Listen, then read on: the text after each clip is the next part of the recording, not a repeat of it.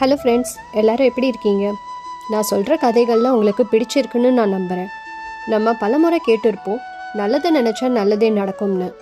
அது மட்டும் இல்லாமல் நல்ல சிந்தனை இருந்தால் நல்ல முடிவுகளும் எடுக்க முடியும். அப்படி ஒரு கதையை தான் நம்ம மகாபாரத கதையில் கேட்க போகிறோம். இப்போ நம்ம கதைக்குள்ளே போகலாமா? சாந்தனு அரசன் சத்தியவதிங்கிற ஒரு மீனவ பெண்ணை 2வதாக திருமணம் செய்ய ஆசைப்பட்டாரு. ஆனால் சத்தியவதியோட அப்பா சாந்தனு கிட்ட ஒரு நிபந்தனையை வச்சாரு. ஹஸ்தினாபுரத்தோட வருங்கால அரசர்கள் தன்னோட பெண்ணோட வாரிசுகளாக தான் இருக்கணும்னு சொன்னாரு. இதை கேட்டு சாந்தனு அரசன் தயங்கி அங்கிருந்து வந்துட்டாரு. தேவவிரதன் சாந்தனுவோட மகன் தன்னோட அப்பாவோட ஆசையை நிறைவேற்றி வச்சாரு. கடைசி வரை யாரையும் திருமணம் செய்ய மாட்டேன், அதே போல சத்தியவதிக்கு பிறக்கிற குழந்தைகள் தான் அடுத்த அரசர்களா ஹஸ்தினாபுரத்தை ஆட்சி செய்வாங்க, எனக்கு சிம்மாசனம் வேண்டான்னு சத்தியம் செஞ்சு கொடுத்தாரு. அப்படிதான் தேவவிரதனுக்கு பீஷ்மர்னு பேர் வந்தது. சத்தியவதிக்கு 2 பிள்ளைகள் பிறந்தாங்க. மூத்த மகன் சித்திரகந்தன் அரசனை ஆட்சி செஞ்சாரு, ஆனா ஒரு போர்ல கொல்லப்பட்டாரு.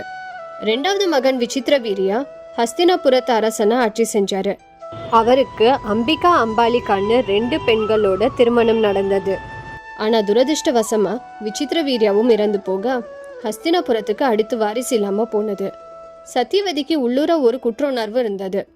பீஷ்மரோட உரிமை பறிச்சதுனால தான் தன்னோட மகன்கள் உயிரோட இல்லைன்னு நினைச்சாங்க. சத்தியவதி பீஷ்மர் கிட்ட, பீஷ்மா, ஹஸ்தினாபுரத்தை ஆட்சி செய்ய அடுத்த வாரிசு இல்லை, என்னோட வேண்டுகோள், நீ அரசனாகி அந்த விதவை பெண்களுக்கு வாழ்க்கை கொடுன்னு கேட்டாங்க. அதுக்கு பீஷ்மர், எப்போதும் நான் செஞ்சு கொடுத்த சத்தியத்தை மீற மாட்டேன்னு சொல்லிட்டாரு. அதே சமயம் பீஷ்மர் சத்தியவதிக்கு வியாசரோட சத்தியத்தை ஞாபகப்படுத்தினாரு. முன்ன ஒரு சமயம் வியாசர் சத்தியவதிக்கு எந்த இக்கட்டான நிலையிலையும் நீங்க என்ன நினைச்சீங்கன்னா நான் உங்களுக்கு வந்து உதவுவேன்னு வாக்கு கொடுத்திருந்தாரு. அப்படி சத்தியவதி வியாசரை நினைச்சாங்க. வியாசரும் வந்தாரு. இருக்கிற பிரச்சனைய சத்தியவதி சொன்னாங்க. ஹஸ்தினாபுர ராஜ்யத்துக்கு அடுத்து வாரிசு வேணும், அதனால நீங்களே அரசனா இருந்து ஆட்சி செய்யணும்னு சொன்னாங்க. வியாசர் ஆட்சி செய்ய வாரிசுக்கு ஏற்பாடு பண்ண சம்மதிச்சாரு. ஆனா அரசனா ஆட்சி செய்ய அவருக்கு விருப்பம் இல்லை. வியாசர் தோற்றத்துல பார்க்க ரொம்ப விகாரமா அருவருப்பா இருந்தாரு. அதனால அம்பிகா வியாசரை திடீர்னு பார்த்ததும் கண்ணை மூடினாங்க. அப்படி கண்ணை மூடினதுனால பார்வை இல்லாத குழந்தையா திருதராஷ்டிரன் பிறந்தாரு. 2வது பெண் அம்பாலிகா வியாசரோட தோற்றத்தை பார்த்ததும் பயத்துல வெளிரி போய் நின்னாங்க. அதனால அவங்களுக்கு வெளிரிய உடலோட பாண்டு பிறந்தாரு.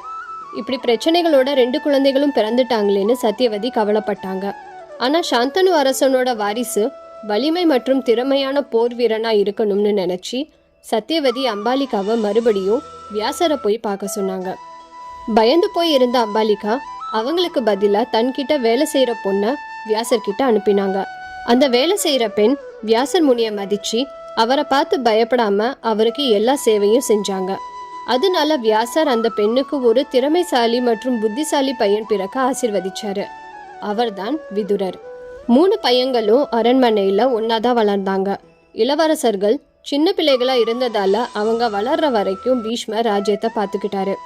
இப்போ இந்த கதையில ஒருவேளை அம்பிகாவும் அம்பாலிகாவும் பயப்படாம நடக்கிறது நல்லதுதான்னு நம்பி இருந்தா அவங்களுக்கு எந்த பிரச்சனையும் இல்லாம குழந்தை பிறந்திருக்கும்.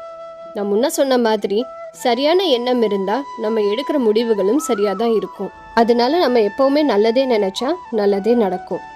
நம்ம மறுபடியும் ஒரு நல்ல கதையில சந்திப்போம். உங்களுக்கு இந்த கதை பிடிச்சிருந்தா சப்ஸ்கிரைப் பண்ணுங்க. நன்றி, வணக்கம்.